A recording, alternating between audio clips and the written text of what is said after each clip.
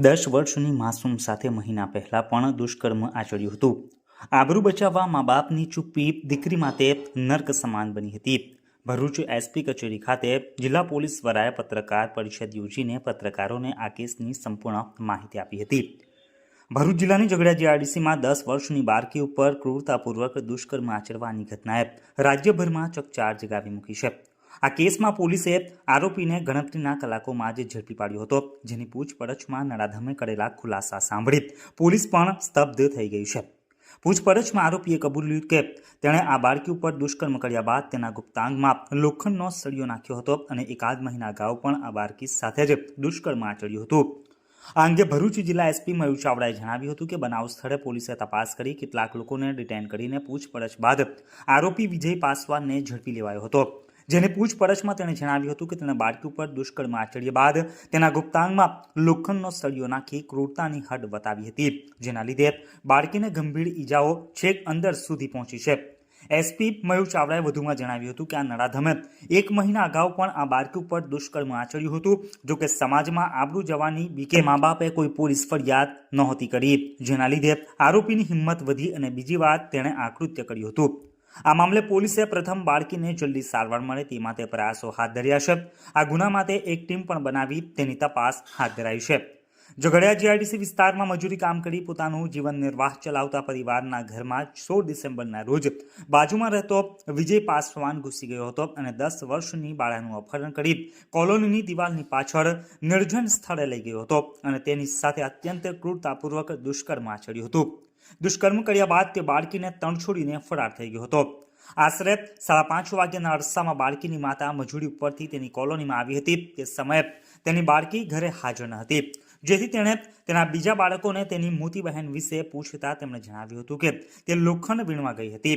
ત્યારબાદ આશરે 6:30 વાગ્યાના અરસામાં બાળકીની માતા તેનું ઘર કામ કરી રહી હતી ત્યારે અચાનક તેની મોટી પુત્રીનો અવાજ સાંભળેલો કે મમ્મી મમ્મી આમ જોર જોરથી તેને અવાજ સાંભળતા તે કોલોની દિવાલ તરફ જોવા ગઈ હતી।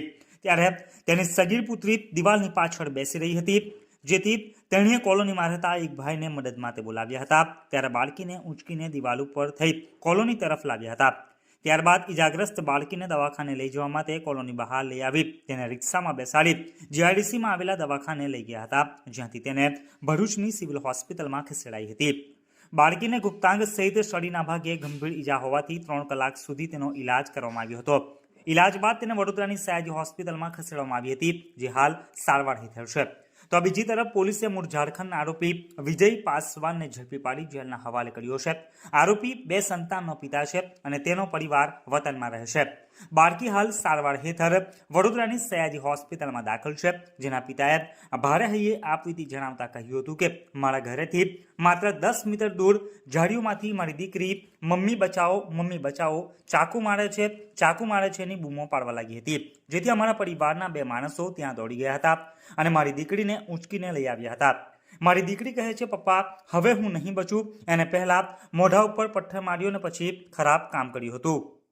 મારી દીકરીની હાલત સિરિયસ છે, તેનું ઓપરેશન થઈ ગયું છે, અમે રાહ જોઈ રહ્યા છે। મારી દીકરી બોલે છે કે મને ખાવાનું આપો, પાણી આપો, અમારો આખો પરિવાર રડી રહ્યો છે।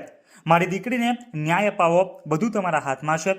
મારી પત્ની એક રટણ કરે છે કે મારી દીકરીને મારી પાસે લાવો, મારે મારી દીકરીનો ચહેરો જોવો છે, પરંતુ મારી દીકરીની હાલત ખૂબ જ ખરાબ હોવાથી મારી પત્નીને વડોદરા લાવ્યા નથી, તેમ તેના પિતાએ જણાવ્યું હતું। સમગ્ર મામલે આજરોજ ભરૂચ જિલ્લા પોલીસ અધિક્ષકે પ્રેસ કોન્ફરન્સ યોજીને સમગ્ર ઘટના અંગે પત્રકારોને માહિતી આપી હતી। 16 તારીખે ઝઘડિયા જીઆઈડીસી પોલીસ સ્ટેશનના પોલીસ સબ ઇન્સ્પેક્ટરને ખબર પડે છે કે એક બાળકીની ગંભીર ઈજા થઈ છે અને એની સારવાર માટે એને ઝઘડિયાથી ભરૂચ શિફ્ટ કરી છે।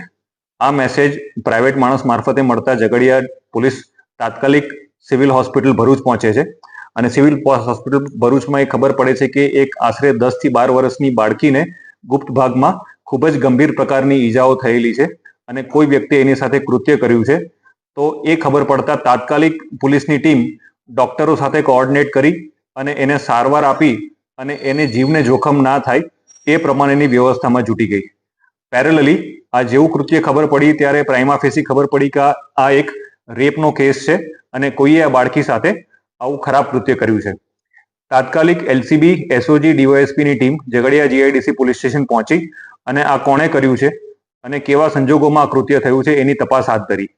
આશરે 12 કે 13 કલાક કન્ટિન્યુઅસ લોકોની પૂછપરછ કરતા, જ્યાં બનાવ બન્યો છે ત્યાં વિઝિટ કરતા અને આજુબાજુના ઘણા લોકોને ડિટેન કરતા ખબર પડી કે એક વ્યક્તિ જેનું નામ છે વિજય પાસવાન, આ વિજય પાસવાને આ બાળકી ઉપર રેપ કર્યો છે અને એના ગુપ્ત ભાગમાં અમુક મેટેલિક પાર્ટ ઇન્સર્ટ કર્યો છે, જે ખૂબ જ ખરાબ કૃત્ય થયું છે. આ ખબર પડતા વિજય પાસવાનને એરેસ્ટ કરી અને આગળની લીગલ પ્રક્રિયા તપાસ ટીમ દ્વારા કરવામાં આવી રહી છે. આ કૃત્ય ખૂબ જ ખરાબ થયું છે. સરકાર આ બાબતે ગંભીરતા રાખવી અને પેરેલલી બેસ્ટ સારવાર મળી રહે એના માટે ડોક્ટર્સની ટીમ અપોઇન્ટ કરી છે અને બાળકીને પ્રથમ એક ઓપરેશન ભરૂચમાં થયા બાદ એને એસએસજી હોસ્પિટલ બરોડા રિફર કરી છે, જ્યાં પોલીસની ટીમ અને ડોક્ટર્સની ટીમ એને બેસ્ટ મેડિકલ સર્વિસીસ મળી રહે એ પ્રમાણેની વ્યવસ્થા કરી રહ્યા છે. પેરેલલી જ્યારે આ વ્યક્તિએ આવું કૃત્ય કર્યું છે તો આરોપીની ધરપકડ કરી. ધરપકડ કર્યા પછી એની પૂછપરછ કરતા ખબર પડી કે વિજય પાસવાને માત્ર અત્યારે આ બાળકી સાથે આવું કર્યું નથી, અગાઉ આશરે એકાદ મહિના પહેલા પણ આ બાળકી સાથે આ જ વ્યક્તિએ આવું કૃત્ય કર્યું છે અને એનો રેપ કર્યો હતો. આ ખબર પડતા તાત્કાલિક અમે લોકોએ તપાસ ટીમ, એફએસએલ અને ડોગને બધાને સ્થળ ઉપર બોલાવી અને પુરાવા મેળવવાની પ્રક્રિયા ચાલુ કરી છે.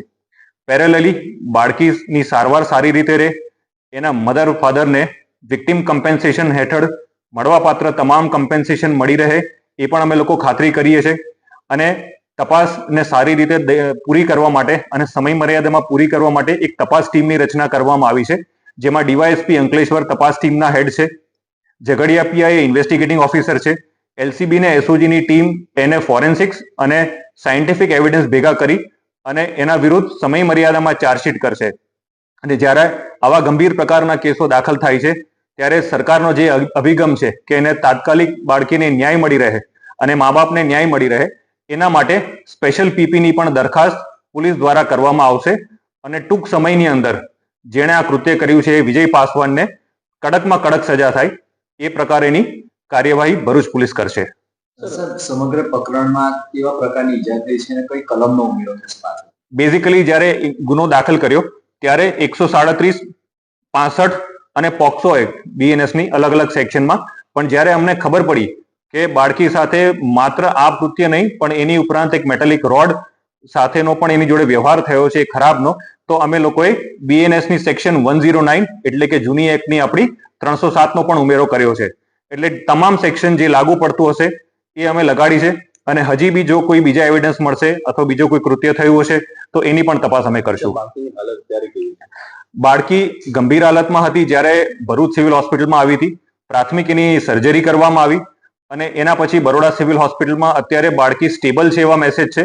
તેમ છતાં જે પ્રકારની ઇન્જરી છે એ પ્રમાણે ડોક્ટર્સની ટીમ કન્ટિન્યુઅસ એ બાળકી ઉપર નજર રાખી રહી છે અને એને સારવાર આપી રહી છે. અમે એ જ પ્રાર્થના કરશું અને અમે એ જ એફર્ટ કરશું, પોલીસ કે ડોક્ટર કે કોઈ બી વહીવટી તંત્ર, કે બાળકીનો જીવ બચી જાય એટલે બેસ્ટ સારવાર મળી રહે એ પણ અમે એન્શ્યોર કરશું. કયા કાંડને કઈ રીતે સરખાવાય એ બેઝિકલી અલગ અલગ વિષય છે, પણ આ કૃત્ય છે એ ખૂબ જ ખરાબ છે અને એના માટે પોલીસ સ્ટ્રિક્ટ એક્શન લેશે. ઇન્વેસ્ટિગેશન હાલ ચાલુ છે.